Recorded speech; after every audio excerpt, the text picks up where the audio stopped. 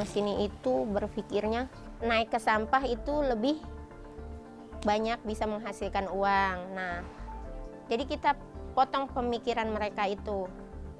Jadi nggak mesti harus ke sampah, di sini juga bisa menghasilkan uang.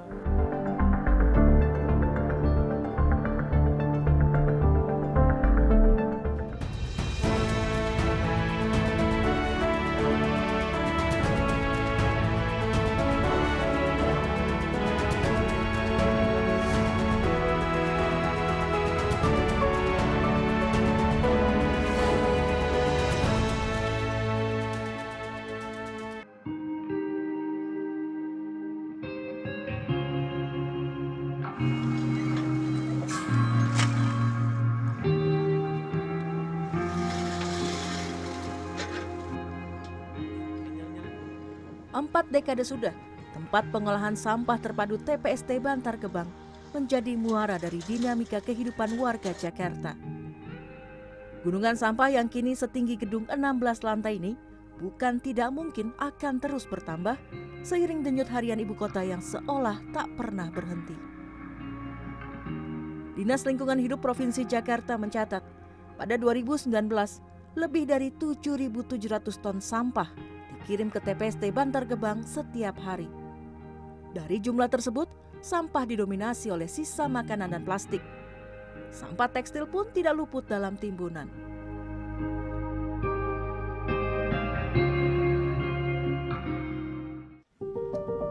Di sebuah rumah di Desa Ciketing Udik, Bantar Gebang, Kota Bekasi, tumbuh sebuah perubahan besar. Rumah ini menjadi saksi dari langkah kecil yang berdampak luar biasa.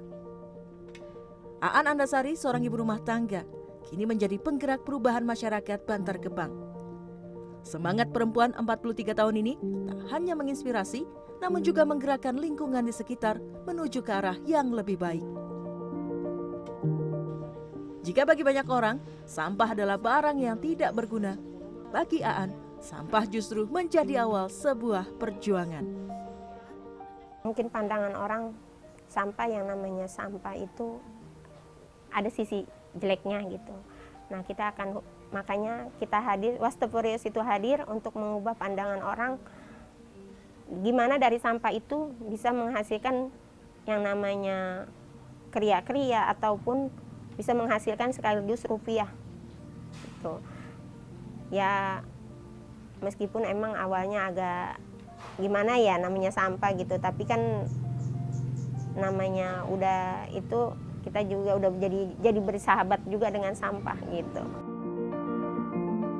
Berdasarkan Sistem Informasi Pengelolaan Sampah Nasional Kementerian Lingkungan Hidup dan Kehutanan pada 2021 mencatat, Indonesia menghasilkan 2,3 juta ton limbah tekstil. Jumlah ini setara dengan 12% dari limbah rumah tangga. Langkah Aan berawal dari tumpukan jeans yang teronggok di TPST Bantar Gebang. Dari denim bekas yang masih bisa dimanfaatkan, biasanya hanya diambil bagian resleting dan kancing. Sementara kainnya dianggap tak lagi bernilai. Bagi kebanyakan orang, kain usang itu tak lebih dari sampah. Namun di balik sobekan dan noda bahan denim tersebut, Aan justru melihat potensi. Ia menyulap limbah jeans menjadi karya yang bernilai. Melalui jenama Waste for Reuse, Aan berupaya mengalihkan fungsi limbah tekstil menjadi produk yang ramah lingkungan, mulai dari tas, dompet, rompi, jaket, gantungan kunci, hingga aksesori rumah. Awalnya emang di jin dulu. Nah, awal mula di jin, anak aku itu pakai celana tuh dia tambel dah tuh, ditambel. Kata aku, ngapa kayak gitu? Nah, ternyata, Mi nggak tahu ya, ada sisi uniknya dari situ, kata dia gitu. Emang iya, kata dia gitu. Nah, dari situ dah tuh mula-mula jadi, oh boleh dah besok mencoba lagi gitu. Nah, dari situ kita mulainya, dari sekitar tahun 2021.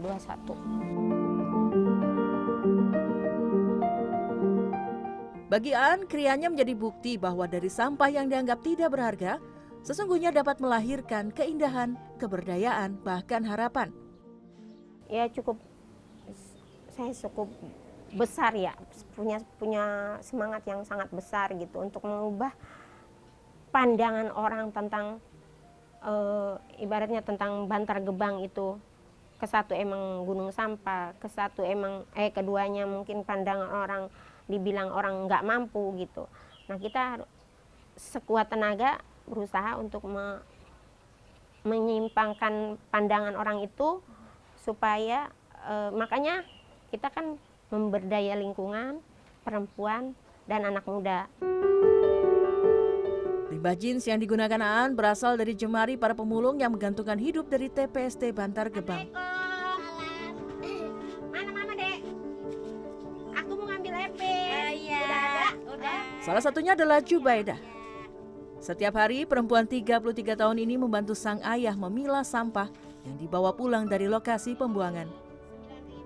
Di rumah ia menyortir barang-barang bekas tersebut. Ia lalu mencari potongan jeans yang masih layak jual.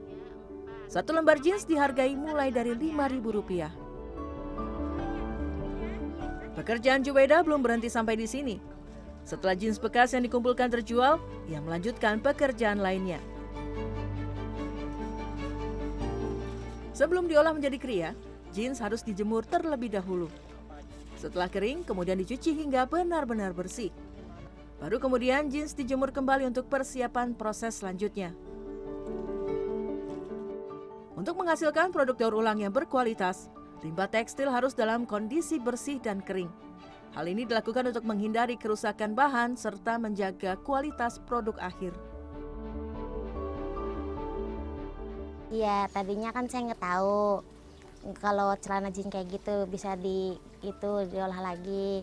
Berhubung jadi tahu, jadi bapak yang nyari gitu, saya yang ngumpulin gitu. Seminggu sekali jualnya. Iya. Biasanya dalam satu itu terkumpulnya berapa banyak Bu biasanya Paling banyak ya 6 biji, kalau lagi ada, kalau nggak ada ya nggak ada. Dikasih upah 20.000. Iya. Satu cucian apa Satu ember. Kalau saya ngejual itu satu kantong kresek. Iya. Oh jadi isinya kayak 6 Iya, 6 ada 5 gitu. Iya, Merasa kebantu nggak sih? alhamdulillah kerasa kebantu buat jajan-jajan anak itu di rumah. Bagi Aan, usahanya bukan soal kreativitas atau memproduksi karya. Ia ingin membuka ruang bagi para ibu yang tinggal di sekitar tempat tinggalnya untuk terlibat dan merasakan manfaatnya langsung. Aan ingin para ibu mendapatkan penghasilan tambahan untuk memenuhi kebutuhan sehari-hari. Nah, dari ibu-ibunya kita rekrut ke sini supaya mereka kan punya pandangan, oh iya. Nah, itu secara mereka sambil bekerja itu saya melakukan edukasi, oh iya kita juga masih bisa mampu gitu. Jadi kita nggak berpikiran untuk diberi gitu. Untuk ibu-ibunya merasa terbantu yang dari penghasilannya yaitu mengumpulkan limbah-limbah jin ya, meskipun emang suaminya yang mencari ke TPST Bantar Gebang. Nah, mereka yang mengumpulkan. Nah, nanti seminggu sekali kita ambil ke mereka. Nah, udah gitu emang di sini juga kita ada yang proses pencuciannya juga. Nah, untuk membantu mereka lah bisa mencukupi kebutuhan, setidaknya bisa membantu perekonomian suami. Perubahan positif sejatinya lahir dari rasa cinta pada tanah yang dipijak. Berdasarkan keyakinan itulah, Aan berkomitmen untuk terus memajukan lingkungan di sekitarnya. Saya punya moto hidup itu sampai saya terapin kepada anak-anak saya, di mana kita tinggal, kita harus bisa bermanfaat untuk orang lain. Gitu. Karena setidaknya manusia itu pergi dan akan kembali kepada Yang Kuasa dengan meninggalkan nama. Nah, kenapa moto itu hadir? Karena kita kan namanya manusia hidup, pengen nama kita itu dikenal orang dengan baik.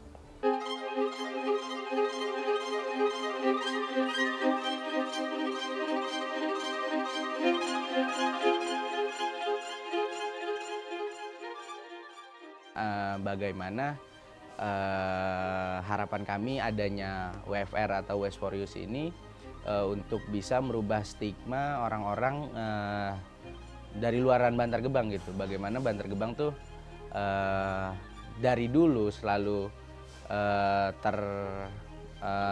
terpandang bagaimana kotor, bagaimana tempat sampah, dan bagaimana iba dan kasihan tuh selalu hadir berbarengan sama saya yang merasakan tinggal di Bantar Gebang.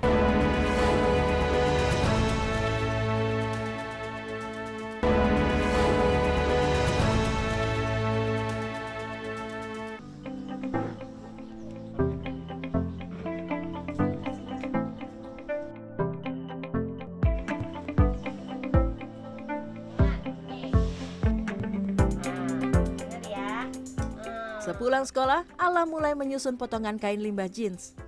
Potongan perca ini kemudian ditempel dengan rapi, mengikuti pola yang ditentukan. Untuk rancangan kali ini, perca jeans disusun dengan kolaborasi warna agar tampilan produk menjadi lebih menarik. Serunya ya bisa ngerjain bareng-bareng gitu. Terus kan bisa nambah uang jajan. Ya sesuai selera aja gitu. Kalau mau abstrak ya abstrak, kalau rapi ya rapi gitu.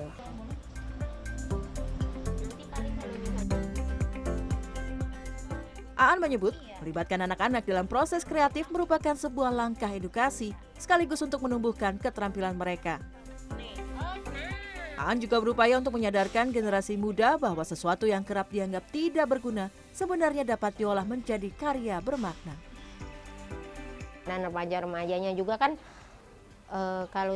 kadang sepulang sekolah, kadang memang hari libur untuk mengisi waktu luang mereka suka ada yang kesini, oh ini bagaimana ininya begini gitu ya, caranya bagaimana, oh ini caranya begini, kita juga sampaikan kepada mereka begitu.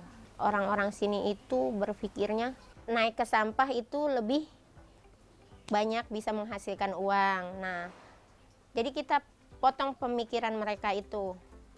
Jadi nggak mesti harus ke sampah, di sini juga bisa menghasilkan uang. Selain melalui proses penempelan, Aan juga merancang produk dengan cara menjahit potongan perca hingga membentuk lembaran kain baru. Lembaran kemudian dibentuk sesuai jenis produk yang ingin dibuat. Langkah Aan dalam memperjuangkan keberlanjutan lingkungan tidak ia tempuh sendiri.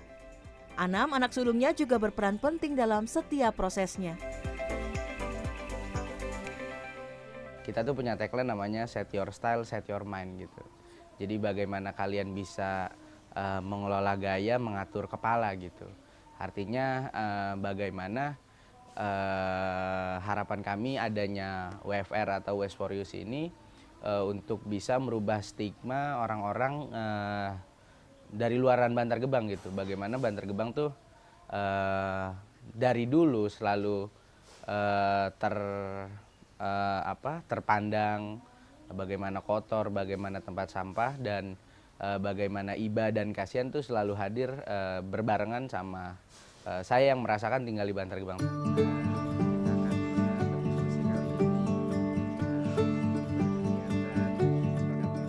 Berangkat dari keresahannya terhadap lingkungan di Bantar Gebang, Anam kini rutin berbagi ilmu daur ulang limbah tekstil kepada masyarakat luas. Lewat pelatihan penyuluhan dan workshop, ia berupaya untuk menanamkan kesadaran lingkungan dan mendorong masyarakat luas agar mampu melihat peluang dari sampah yang kerap terabaikan.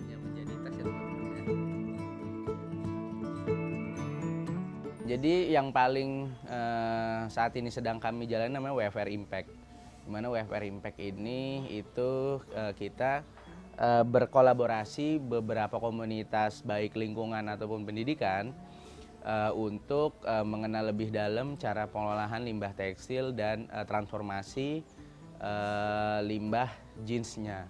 Jadi tidak hanya jadi melulu soal fashion gitu, banyak juga inovasi-inovasi yang kita dapat dan kita selalu menyuarakan bagaimana sampah itu aset sebetulnya. Anam bergerak langsung dalam proses memasarkan produk daur ulang. Ia memanfaatkan platform digital seperti media sosial dan marketplace untuk menjangkau konsumen secara lebih luas. Pemasaran berbasis teknologi ini ia lakukan bukan untuk mengikuti tren semata, namun menjadi strategi yang ia rancang untuk memperkenalkan produk sekaligus menarik minat konsumen. Dengan bantuan teknologi, setiap unggahan menjadi peluang, membuka ruang interaksi lebih luas, dan membangun kedekatan dengan masyarakat secara berkelanjutan. Meski demikian, Ana menyadari bahwa menjual produk daur ulang bukan perkara mudah. Ia membutuhkan strategi yang kuat untuk mengubah cara pandang masyarakat agar tak lagi melihat limbah sebagai sampah. Karena memang yang kupikir tuh recycle atau produk daur ulang tuh pasarnya segmentasi banget gitu. Sekalipun ada yang minat, kemungkinan mereka yang benar-benar ngerti dan itu. Ternyata pikiran itu, cara berpikirku tuh seperti itu ternyata dijawab sama beberapa aksiku di luar gitu. Karena segmentasi seperti ini itu memang marketnya memang terbatas dan tidak terlalu luas, tapi bagaimana kita bisa menggiring opini orang untuk punya daya tarik dan daya terikat terhadap produk-produk daur ulang, yaitu kita hadirkan dalam bentuk edukasi sebetulnya. Ini ukurannya kan di 20 cm, di 18 cm.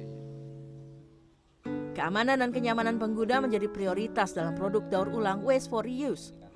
Selain itu, kreativitas dalam merancang produk juga amat dibutuhkan. Cara ini dilakukan agar karya daur ulang tidak hanya fungsional, namun juga memiliki daya saing di mata konsumen.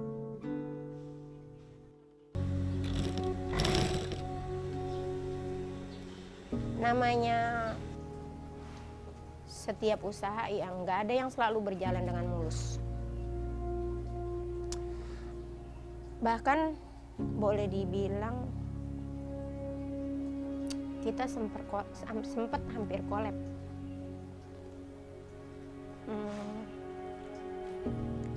Cuman ya kolabnya apa ya, kan waktu itu kan emang belum rame kan pemasarannya. Kita sudah terlanjur lahir di Bantar Gebang dan kita sudah terlanjur diwariskan gunung sampah sebesar ini. Jika kita tidak bisa berpikir secara relevan, jika kita tidak berpikir secara realistis, kita akan ditinggalkan gunung sampah sebesar ini.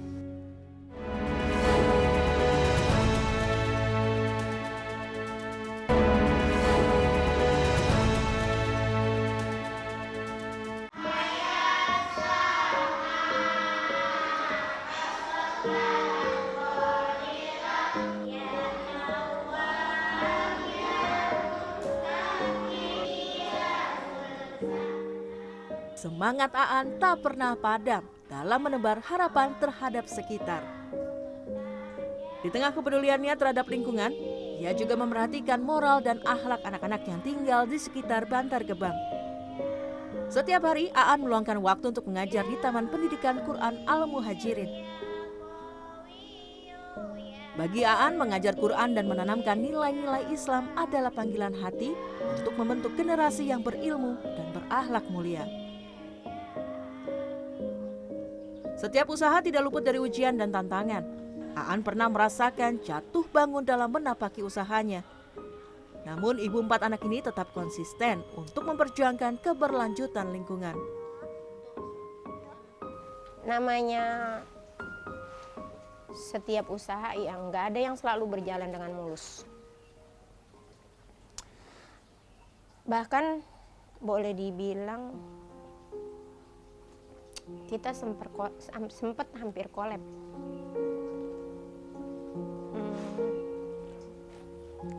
Cuman ya kolabnya apa ya, kan waktu itu kan emang belum rame kan pemasarannya. Udah gitu kan baru namanya 1-2 gitu ya.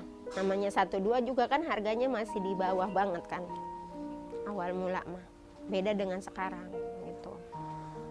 Nah di situ juga emang anakku sempat, Mi kayaknya udahan aja kita ya, kata dia gitu ya. Kata aku, sayang kalau kita sampai bener-bener ibaratnya gulung tikar mah judulnya gitu. Kasihan ntar udah gitu kan sampah di Bantar Gebang kan yang namanya jinnya itu kan memang kadang nggak diambil orang. Intinya mah kita udah berjalan sesuai yang kita bisa. Hakikatnya kita serahin kepada Allah. Nah di situ meskipun yang namanya kita bisa bicara demikian, tapi kan namanya di hati mah tidak menutup kemungkinan kan berat banget gitu. Nah kata-kata yang terlontar itu kan untuk menyemangati tapi sangat dalam di hati gitu. Nah dari situ belum lagi kan pandangan orang sekitar. Sampah, ibaratnya kan judulnya buat apaan gitu, ngumpul-ngumpulin gitu-gituan kan gitu. Nggak apa-apalah, intinya mah yang penting kita tidak merugikan mereka gitu. Anam pun merasakan hal yang sama. Suka duka dalam menjalani usaha ini pernah ia lalui. Namun laki-laki 25 tahun ini yakin betul dengan kerja keras dan dedikasi, Bantar Gebang bisa menjadi simbol harapan untuk masa depan yang membawa perubahan berarti. Kalau suka duka pasti banyak sekali ya kayak, karena memang dukanya sih paling banyak gitu. Dulu tuh berbenturan sama banyak hal di sini, kayak lingkungan mungkin masih hal yang tabu gitu. Ini maksudnya mau dibuat apa? Karena memang dari dulu ku kecil di sini, Bantar Gebang tuh tidak jauh dari bentuk eksploitasi sebetulnya. Baik media yang liput atau kegiatan-kegiatan charity itu banyak sekali yang mengiming-imingi ya soal bentuk eksploitasi. Kalau sukanya pasti berbarengan dengan dukanya kayak. Sukanya ya karena memang beberapa anak-anak yang tinggal di sini atau beberapa yang hampir seusia denganku, mereka sudah mulai sejiwa sekarang. Pada akhirnya mereka bisa berpikir, iya ya ternyata dari satu keresahan bisa jadi merubah sudut pandang dan terhubung sama banyak hal gitu. Itu sih kurang lebih kalau sukanya, dan masih banyak lainnya pastinya. Terus dukanya juga yang tadi ku bilang ya, sampai sekarang pun masih ada beberapa yang namanya kita hidup berdampingan gitu. Itu pasti tidak luput dari hal-hal yang tidak disukai dan tidak berkenan pastinya. Anam juga senantiasa memupuk harapan agar kelak warga Bantar Gebang berdaya saing dan mandiri, bukan sekedar menjadi objek belas kasihan masyarakat lain. Ia pun tak ingin hanya berfokus mengelola limbah jeans, namun juga berjuang untuk perubahan yang lebih luas bagi masyarakat, terutama di lingkungan tempat tinggalnya.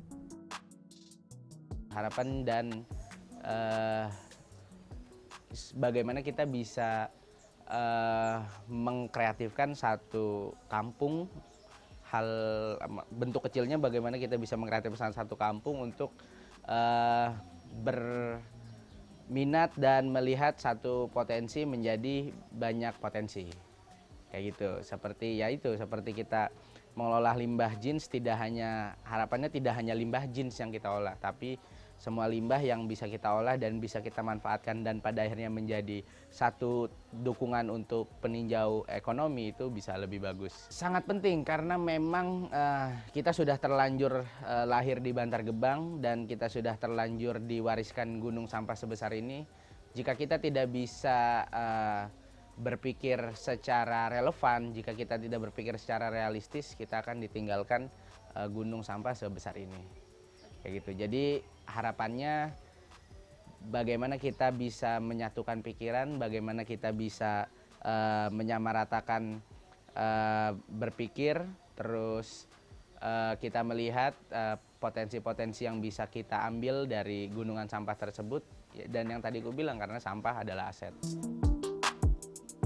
Terselip harapan dan mimpi di balik setiap helai jeans yang terbuang, bahwa dengan keteguhan hati lahir kekuatan besar yang kelak akan mampu mengubah dunia meski dari lembaran kain usang. Mungkin emang nggak mudah perjalanannya. Mungkin memang butuh proses yang sangat